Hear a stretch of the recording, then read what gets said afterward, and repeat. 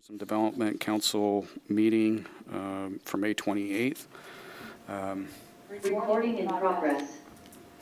Okay, very good. Let's do the Pledge of Allegiance and then we'll do roll call.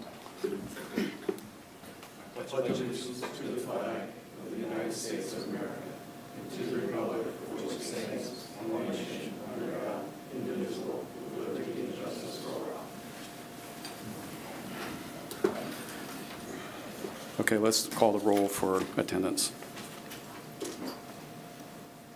Go ahead, Angela. Julie Braga,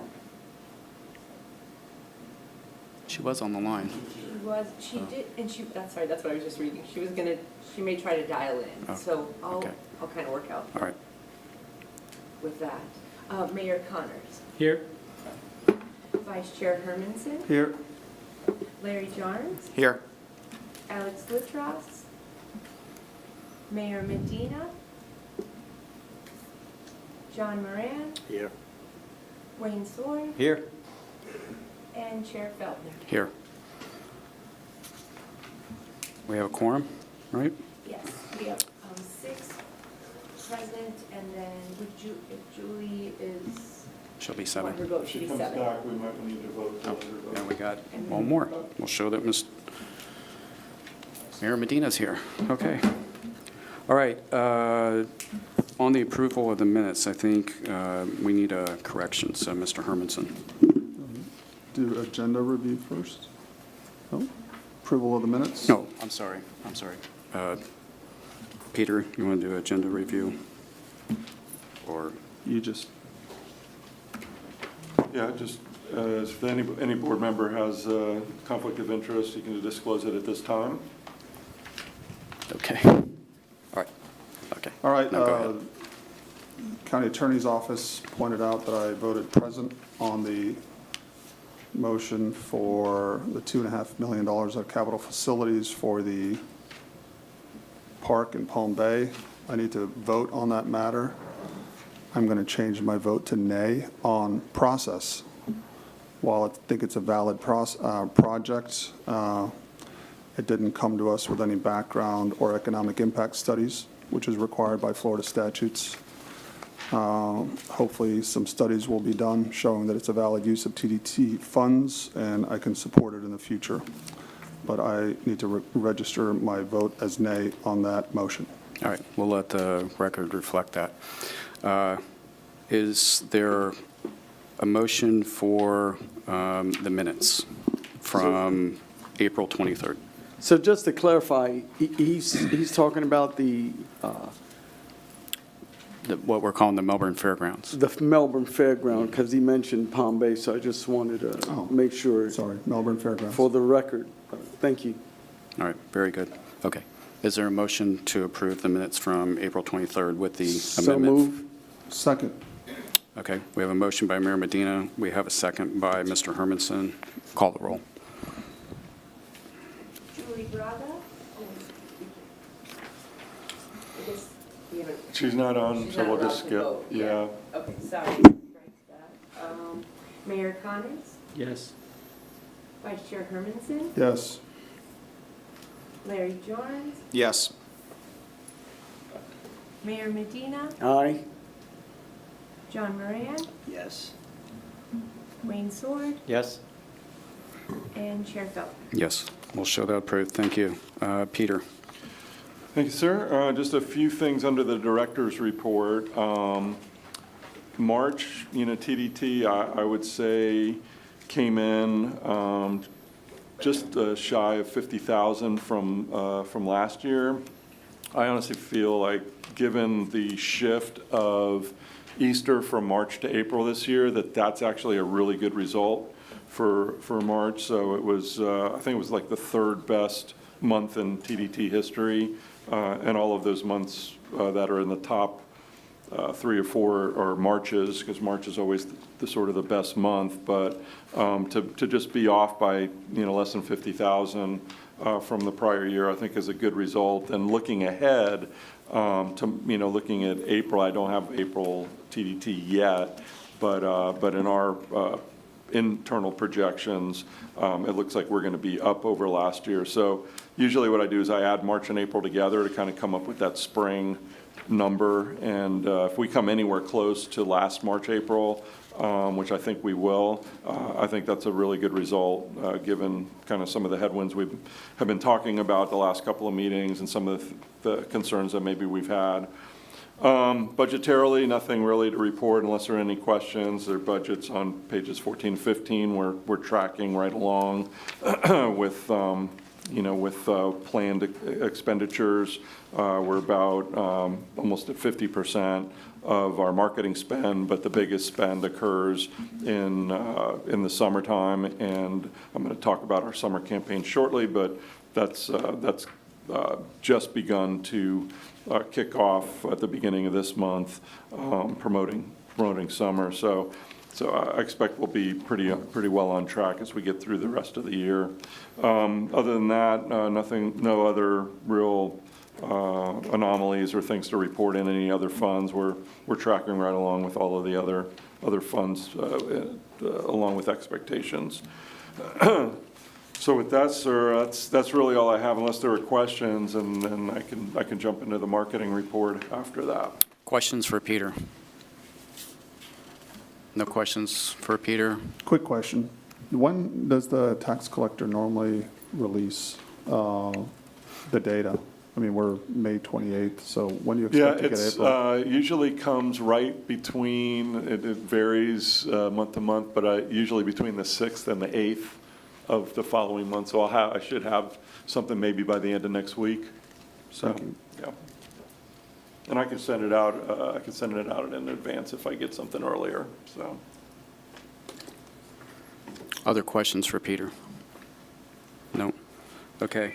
We will go on to the marketing committee report. So, and Tom, you're certainly welcome to jump in on this. We had our second of the marketing committee meeting about a week and a half ago.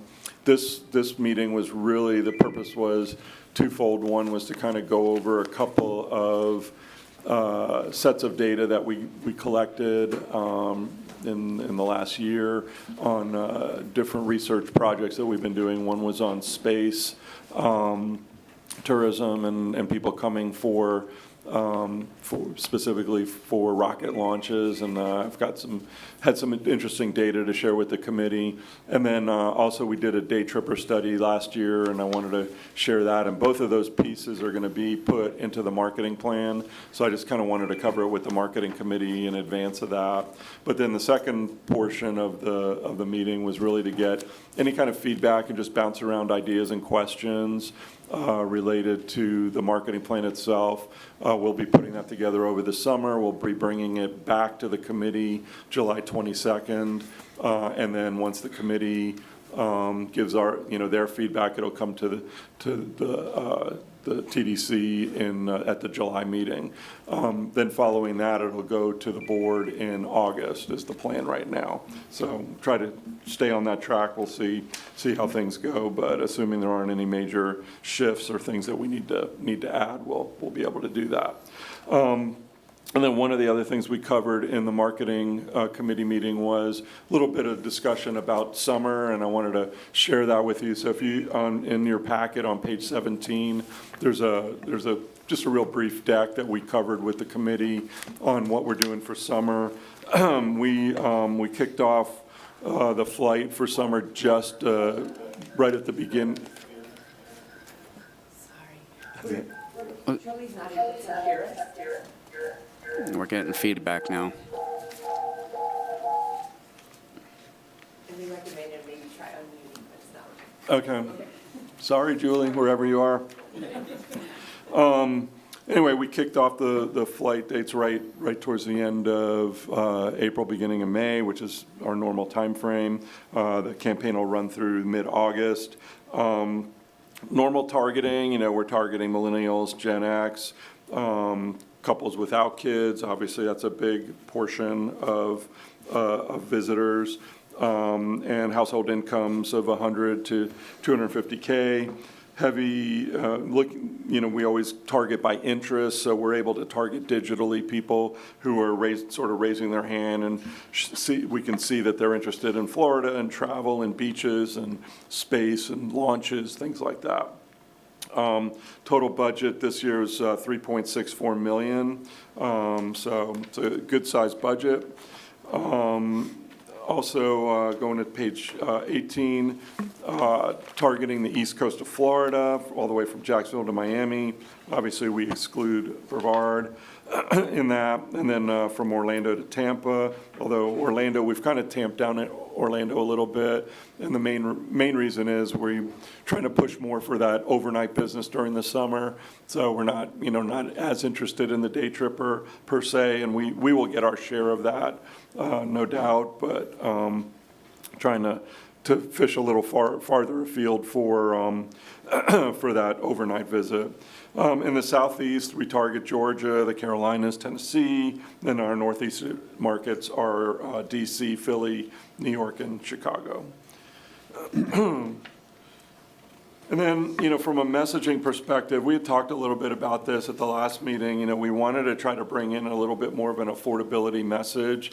We didn't want to necessarily go exclusively with that, so we still have our typical messaging of, come for the beaches, come for the rocket launches.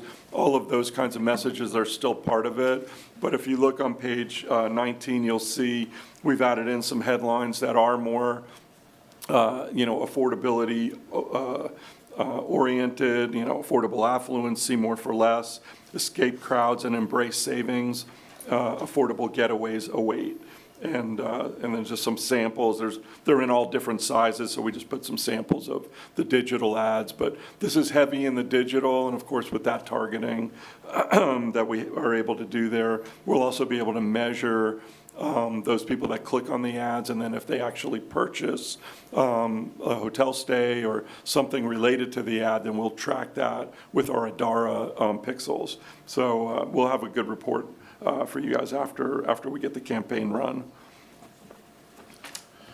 And then, PR is really ramping up, and social media in lots of other channels there. So with social and PR, this is just on page 20. You can see just some of the different kinds of supporting copy that we'll have. Again, just goes a little layer deeper in terms of talking about affordable, the affordability of the destination. By the way, when we look at ourselves compared to our peer set, other beaches in Florida, we run about $160 ADR.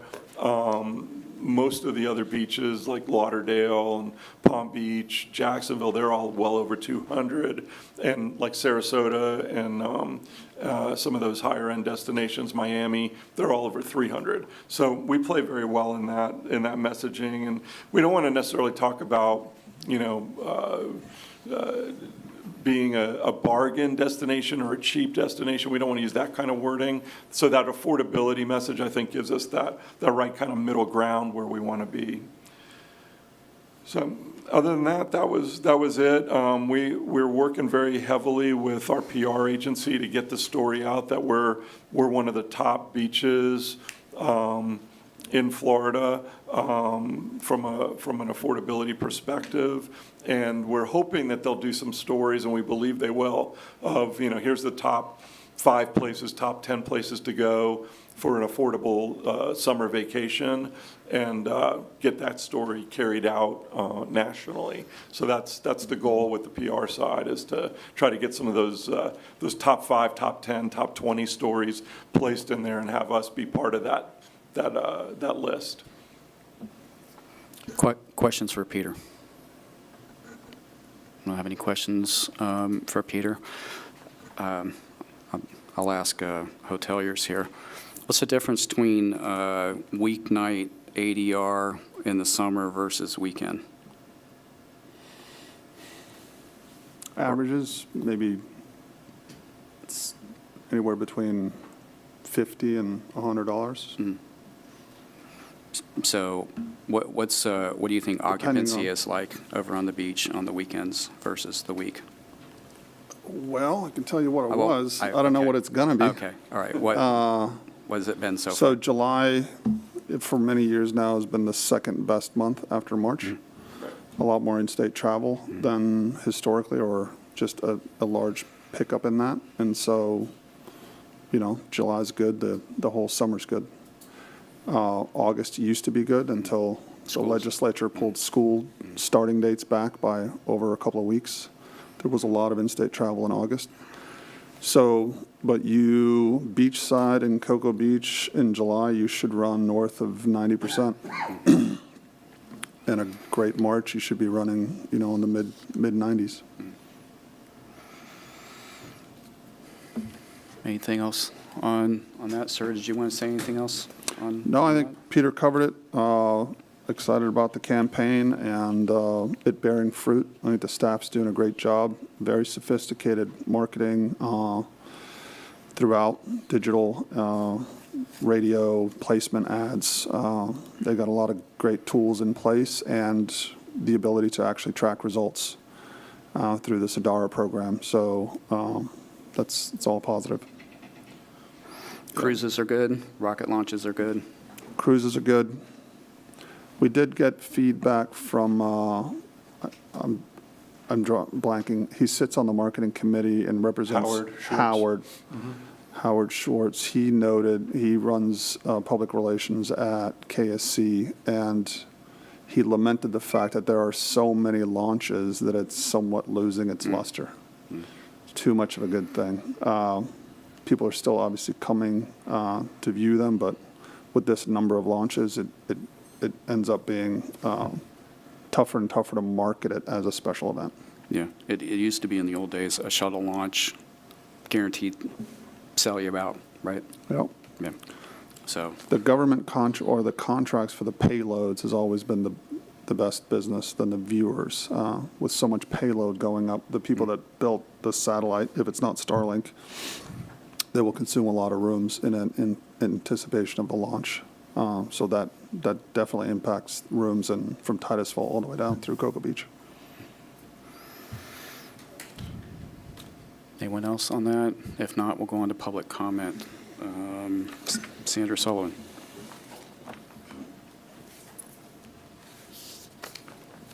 Good afternoon, Sandra Sullivan. But there's I a don't know. back here.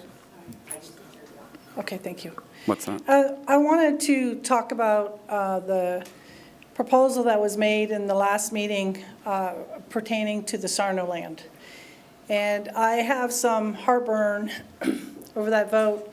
Would ask that you guys think about reconsidering that, and there may be legislative reasons for you guys to reconsider how the budget goes anyway. But so first of all, the appraisal that was done as an interior lot, and not including the 15 additional acres that attaches to that property to make it off of Sarno. So what was conveyed here was that there would be access. One of the biggest challenges was putting in an intersection for that major road access off of Sarno. What that does is significantly increases the value of the property, because it's, instead of 53 acres, it's 68 acres.